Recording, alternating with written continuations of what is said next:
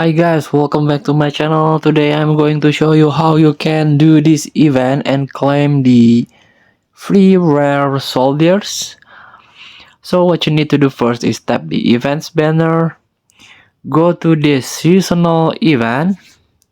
So before this we got a hot potato and sigh of relief.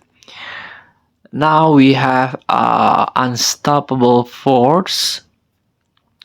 So you've got the shotgun KR arm 262 violet fire, this one, and this one FTL violet fire. It's cool. I think it's should be an epic, but why it's rare?